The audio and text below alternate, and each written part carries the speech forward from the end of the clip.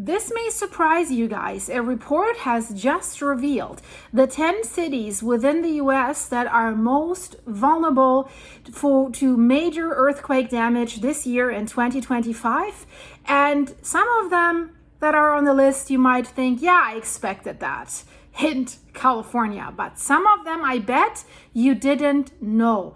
So the US cities most at risk of a major earthquake damage this year have been calculated using a risk score for each county, and then they have ranked them from least vulnerable to most vulnerable. And some places on this list turned out to be very unexpected, including parts of Tennessee and Oklahoma. And these are two states that aren't widely known for their seismic activity unless some fracking in Oklahoma. Of course, multiple areas in California, but also Oregon. They're two of the most earthquake-prone states in the US. They made the list as well. And we know it's important to know that because earthquakes can be extremely dangerous, but also costly, especially if you have areas where the buildings are not designed to withstand strong ground shaking. And if you don't know that you live in an area that might be so at risk, you maybe don't build accordingly. And we have to say that last year, it has been relatively quiet in the US in terms of seismic activity. We only had roughly 40 significant earthquakes. So earthquakes that were called significant that were recorded on or offshore in the year 2024. That's what the USGS says, the US Geological Survey. No casualties and very little damage was reported, thankfully. Although we had the highest number of above magnitude 4 earthquakes in California last year. So we have now a list of the biggest cities in each of the top 10 most vulnerable counties of the US. So if you live in the US, let's find out if your home is in the danger zone. Number one, clear, San Francisco in California. That is known all over the world. San Francisco County is the most earthquake vulnerable area on this list with a risk score of 57.59 according to the report. And we have more than 800,000 residents in its largest city, San Francisco. And there, of course, are no strangers to earthquakes because this is happening there all the time. And they live near multiple fault lines. Always the San Andreas Fault comes to mind when we think of San Francisco. But there's way more, of course, including the San Andreas Fault. That's an 800-mile long boundary between two shifting tectonic plates that are shifting alongside each other. And it's stuck. And the moment it releases, we can see a dangerous earthquakes. So when these two plates slide past each other, this friction can cause them to get stuck then. And then the stress begins to build. And what I just described is when the stress is being released. That means when the stress overcomes the strength of the fault, it slips, sending a shock wave, a real shock wave, up to the ground surface. And that's why this fault is so dangerous. And San Francisco has experienced earthquakes greater than magnitude 7, including a 7.1 earthquake that struck the San Andreas Fault in 1989. But people keep forgetting that. Many people that live there right now haven't even been born then. And that's what makes it so dangerous. People tend to forget. This quake has caused significant damage to San Francisco and the Oakland Bay Bridge that also has resulted in one person lost. And in total, 63 people were lost during this event and more than 3,700 injuries, roughly 6 billion in damages. The losses, it's amazing. If you compare it to what just happened in Myanmar and Burma, we have already over 4,500 people lost. So they were lucky, it seems, in San Francisco. Number 2, of course, Los Angeles in California. Los Angeles County, of course, including the city, they have also received a high risk score of 53 for overall earthquake vulnerability. This is also no surprise. Los Angeles, like San Francisco, lies near the San Andreas Fault, but also other faults that can cause earthquakes. And that is, I think, lesser known. That's not only the San Andreas Fault that is dangerous there. And I have made a few months ago a video that there's fault lines that are like at a 90-degree angle towards the San Andreas Fault, smaller faults. But if these smaller faults rupture, they could have the potential through their rumbling to make the San Andreas Fault slip, to release the tension, to move. Los Angeles, of course, has suffered major quakes throughout its history as well. It's home to more than 3 million residents. And the LA quakes can be particularly deadly due in part of its dense population, of course. It's way larger than San Francisco, because the more people we have in a city, the more people can get lost if there's an earthquake. That's also what the Royal Geographical Society has found. And the most lethal quake that has ever hit LA struck in 1933. Again, not too many people still alive that can remember that. So people feel safe, they forget.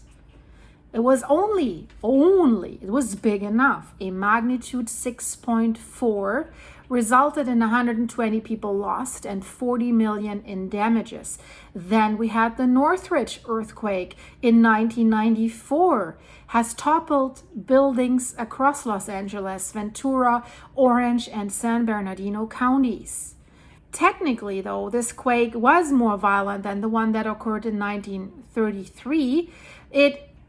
But good thing is it caused half the amount of people lost, largely because modern buildings in California are built with earthquake preparedness in mind, but there's still enough old and vulnerable buildings that are not up to date.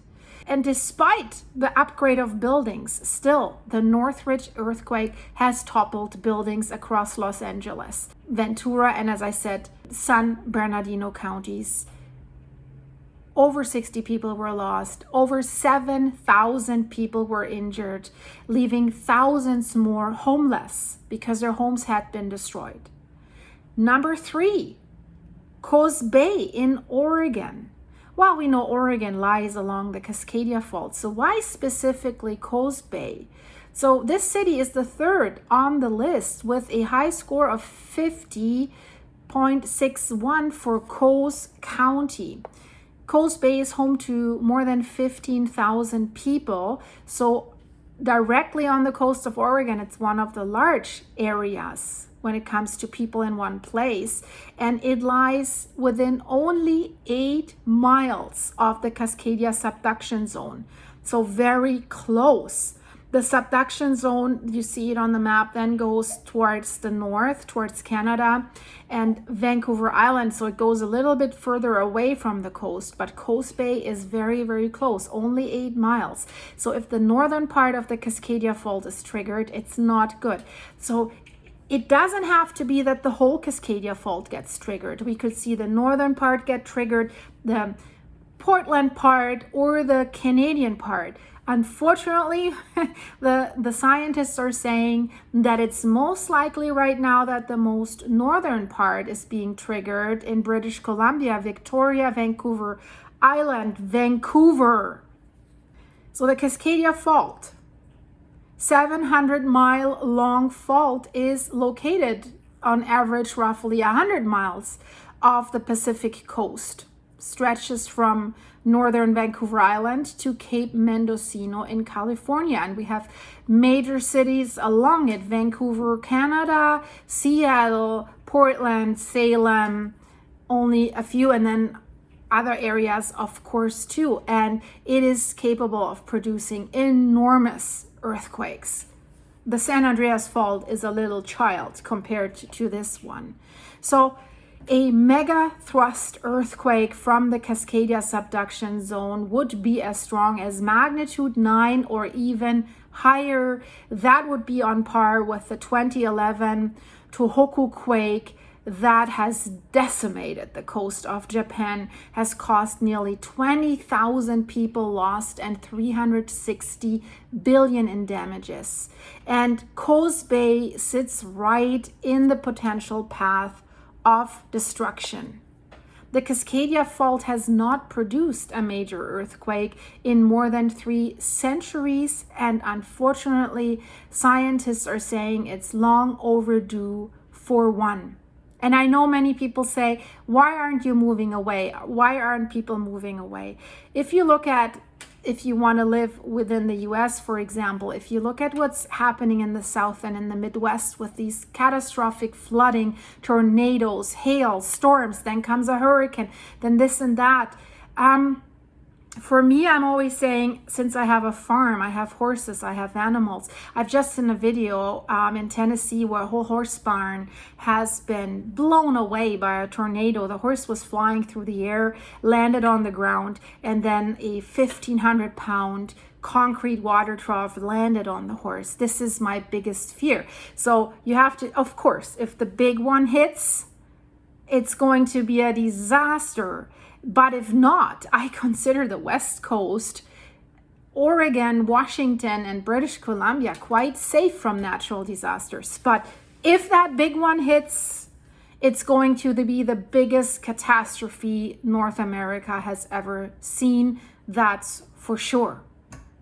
So the scientists are telling us, to everyone that lives there, we should be aware that an earthquake can shake the area at any time with little or no warning. There's no warning systems in place that could warn people. And they say, we will likely be surprised when it happens. It can happen at any second. The number 4 might surprise many of you if you're not a complete earthquake volcano freak like we are, like the ones that always watch my channel. Let me know in the comments if number 4 surprises you. Memphis, Tennessee. Elvis, right? Tennessee is not widely known for its seismic activity, but there is a county in Tennessee. It's called Shelby County, which includes the city of Memphis, and that is ranked 4th in earthquake vulnerability. So it might seem surprising for many of you, but more than 600,000 residents of Memphis, they know that earthquakes are relatively common in their area, with an average of more than 400 quakes a year. Good thing is most are too small to be felt, but this area has experienced earthquakes as strong as magnitude 5. Where is this coming from? The city of Memphis is located on the southern edge of the New Madrid seismic zone. The New Madrid fault is a dangerous one. It's one of the most seismically active regions east of the Rocky Mountains. So this is a multifaceted earthquake zone, and the faults that make this up, that are in this zone, they branch out into northeastern Arkansas, southwestern Kentucky, and southeastern Missouri and northwestern Tennessee. Did you know that? In 1865, the New Madrid produced the largest quake that has ever rocked Memphis. And again, it's a long time ago. People tend to forget. It was only a magnitude 5 earthquake, but it caused the earth to really undulate and send waves to form in nearby rivers. It was really crazy. Chimneys cracked, toppled to the ground across the city. People didn't know what was happening. They were like completely caught by surprise. And now experts are warning that the New Madrid fault has a 40% chance of releasing an 8.4 magnitude earthquake in the next 50 years. This is a very high percentage, very high. 40% chance in the next 50 years. 50 years is quite a short time frame. Number 5, probably not that surprising, Oakland, California. Alameda County, home of the city of Oakland, basically across from San Francisco, came in 5th place with a score of 49 points. More than 400,000 people live in the city. Also lies near the San Andreas Fault. But the problem why Oakland is on the list is it's affected by smaller faults that are branching off the San Andreas Fault too, including the Hayward Fault that is running directly through Oakland and has produced earthquakes as strong as magnitude 7. So that's why Oakland is dangerous too. The Hayward Fault is considered one of the most dangerous in the world. Did you know that? So you can't throw San Francisco and Oakland into one pot. There are different geological features going on. So why is it one of the most dangerous faults in the world? Because scientists believe it's due for a large earthquake and because it runs under a densely populated part of California. That's what also the state's Department of Conservation is stating. So independent from the San Andreas Fault, it can experience something really, really bad. Could that then trigger the San Andreas Fault? Of course. So experts estimate that there is a 31% chance that the Hayward Fault will produce a magnitude 6.7 or greater earthquake within the next 3 decades. 31% within the next 30 years, guys. This is huge. In 1868, this fault has already produced a magnitude 6.8 that has brought devastation across the San Francisco Bay Area, including Oakland. So one of the most destructive quakes in California history. This is not known that widely, I feel. It was shaking for 40 seconds, and very strong shaking did result in 30 people lost and toppled these old brick buildings, walls and chimneys in Oakland and other Bay Area towns. And number 6 is another city with a lot of old brick buildings that are to this day still vulnerable. And I've just a few weeks ago made a video about the capital of British Columbia, Canada, Victoria, and how many buildings will collapse if the big one hits. They're not up to date. They have so many old brick buildings. But there's another city in the US, number 6, Portland, Oregon. Multnomah County has received a risk score of 49.7, and Multnomah County is home to the city of Portland with lots of bridges and highway bridges across the river that look beyond scary. I always hate it when I have to drive over these bridges. They scare me because I'm pretty sure they will collapse. It's located about 200 miles north of Coast Bay. Portland is a city with more than 600,000 residents and even more in the wider Portland area. And it also lies near the Cascadia subduction zone, the Cascadia Fault, but it's situated further inland. So why is it then at risk? Many people also did not consider Portland so much at risk from this. Well, let's talk about it, guys. Let's say if the Cascadia Fault megathrust earthquake produced a high magnitude quake, Portland would still be in the path of destruction. But it's also affected by local crustal faults, such as the Portland Hills Fault Zone. Did you know that? It's the Portland Hills Fault Zone has 3 separate faults that are running directly beneath the city. That is scary. And what do the experts say about this Portland Hills fault zone? It appears to be capable of producing large magnitude earthquakes as strong as magnitude 7.2. Whoa, this is dangerous. And Vancouver, Canada, by the way, has the same problem, aside from the big one, from the megathrust earthquake. And the other big one in Vancouver is also overdue. And they say, well, in Portland, it only happens every 1,000 years that you could see from the Portland Hills fault, that you could see some destruction from there.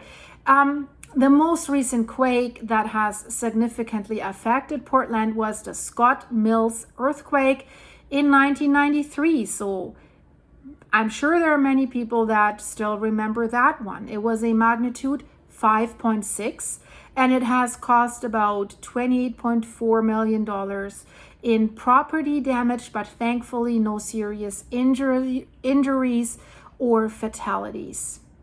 Let's get back to California, number 7. This is a place that I thought, wow, I was surprised when I saw it because I thought it's away from the coast. What's the problem? Ukiah, California. It's the 7th on the list with a risk score of 49.6 for Mendocino County. Really pretty there. It's very nice coastline. I really like Mendocino County, not crowded at all, but Ukiah is kind of crowded. It's home to over 16,000 residents, and it's the smallest city on the list together with Coast Bay, but it is very close to another fault.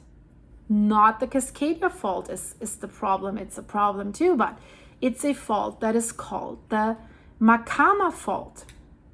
And that still puts thousands of people at risk of earthquakes. Did you know that? So the Macama fault is considered the northernmost branch of another fault system that we just talked about, of the Hayward fault system. And it lies just east of Ukiah. So also, they build these densely populated areas right on top of these fault lines. That's often the case in California. And historically, this fault has generated moderate earthquakes, with the strongest so far was magnitude 4.9. But the strongest in the history of Ukiah was a magnitude 7.9. That was caused by the San Andreas fault in 1906.